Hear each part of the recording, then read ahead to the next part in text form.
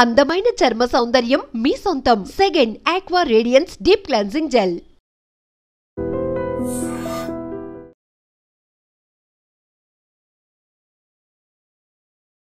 Mutton ముక్క గొంతులో ఇరుక్కోవటంతో ఇద్దరు మృతి చెందినటువంటి ఘటనలు రెండు వేరువేరు ప్రాంతాల్లో చోటు చేసుకున్నాయి.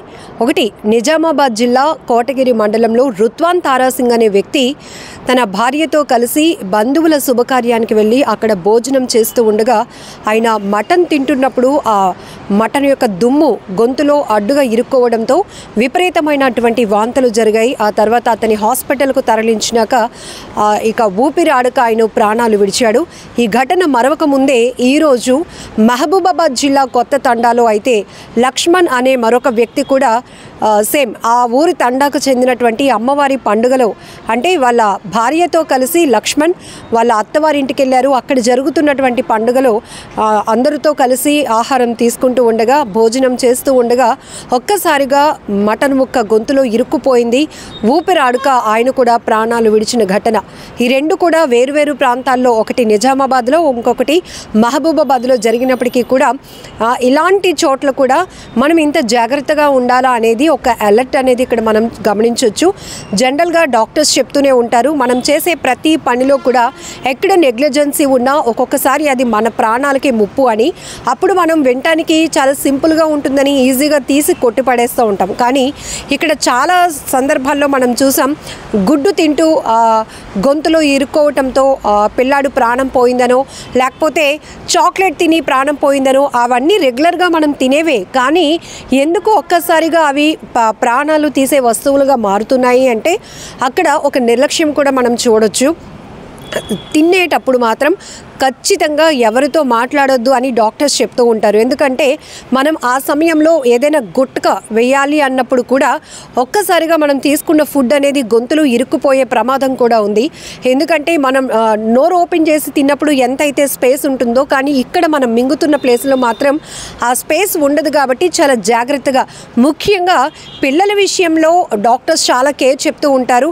పిల్లలకు అన్నం తినిపించేటప్పుడు కూడా చిన్నపాటి ముద్దలు పెట్టి తినిపించండి అని. ఎందుకంటే వాళ్ళకు తెలియకుండానే అది గొంతులో ఇరుక్కునే ప్రమాదం ఉంటుంది.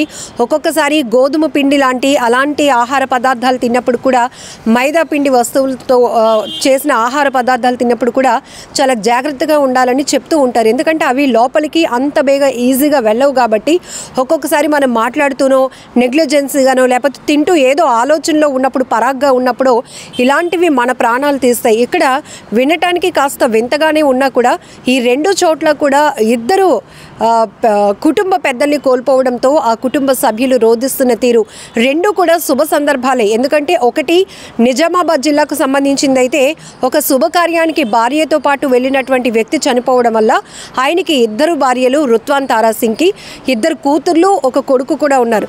మొత్తం ఈ ఏదైతే శుభకార్యంకి వెళ్ళి భోజనం చేసిన సందర్భంలోనే ఆయనకి గొంతులో ముక్క ఇరుక్కోవడంతో అక్కడ చనిపోతే ఆ మొత్తం కుటుంబం అంతా కూడా పెద్ద దిక్కును కోల్పోయామని చెప్పి బోరును వెలిపించారు. ఇక్కడ మహబూబాబాద్ కొత్త తండాలో కూడా అమ్మవారి పండుగకి వెళ్ళి అక్కడ భోజనం చేస్తూ ఉన్న సందర్భంలో దుమ్ము గొంతుకు అడ్డుపడటంతో ఊపిరి పీల్చుకోలేని సందర్భం, ఊపిరాడక ఇంకొక వ్యక్తి చనిపోయారు. ఆయన కూడా ఆ కుటుంబానికి పెద్ద. ఇక్కడ మనం చూడొచ్చు ఒక నిర్లక్ష్యం రెండు ప్రాణాలు బలి తీసుకుందని. ఎందుకంటే ఎప్పుడు మనం తినే ఫుడ్డే ఇది మన ప్రాణాలకే ప్రమాదంగా మారుతుందని ఎవరు ఊహించి ఉండరు.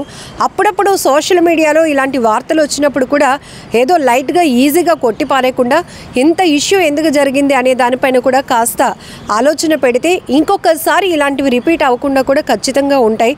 ఇక్కడ జనరల్గా మనం ఈ తండాల్లో జరిగే పండుగలు కానీ, వివాహ కార్యక్రమాలు, శుభకార్యాలు ఏమైనా కూడా ఏమవుతూ ఉంటాయంటే వాళ్ళు ఒక సహపంక్తి భోజనాల్లాగా చేస్తూ ఉంటారు. కాబట్టి మాటల సందర్భంలోనే తింటున్న సందర్భంలో కూడా పక్క వాళ్ళతో మనం మాటల్లో పడతాం, లేదో ఏదో ఒకటి బుర్రలో ఒక ఆలోచన వస్తుంది.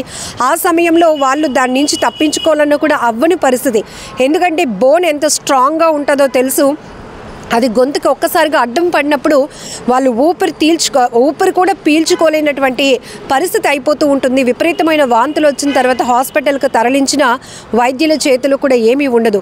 కాబట్టి ఇలాంటి సంఘటనలు విన్నప్పుడు లైట్గా తీసుకోకుండా కొంచెం ఒక్కసారి ఆలోచన పెడితే కనుక పిల్లలకి ఫీడ్ చేస్తున్నప్పుడు కానీ పెద్దవాళ్ళుగా మనం ఆహారం తింటున్నప్పుడు కూడా అది కూడా మాంసాహారం తిన్నప్పుడు ఎంత జాగ్రత్తగా ఉండాలో ఈ రెండు ఘటనలు విషాదకరమైన ఘటనల వల్ల ఒక మెసేజ్ కూడా మనం తెలుసుకునే పరిస్థితి వస్తుంది. ఏదేమైనా కూడా చాలా బాధాకరమైన విషయం. నిజంగా ప్రస్తుతం ఉన్నటువంటి సమాజం దేనికి ప్రయారిటీ ఇస్తుంది? ఆర్థిక సంబంధాల చుట్టూ మాత్రమే తిరుగుతుంది. మళ్ళీ ఎన్నికలంగానే చాలా విరక్తి కలుగుతుంది. మంచి అనిపిస్తుంది కదా, లేడీస్ కూడా ఛాలెంజింగ్ జాబ్స్ చేసినప్పుడు చాలా బాగుంటది. ట్రాఫిక్ అసిస్టెంట్స్ గా నియమించిన ట్రాన్స్జెండర్స్ అందరితో సాల్యూట్ చేయించుకుంటున్నారు. ఫుడ్ డెలివరీ ఇవ్వటానికి వెళ్ళినటువంటి డెలివరీ బాయ్ అనిల్ పై కళ్ళ ముందు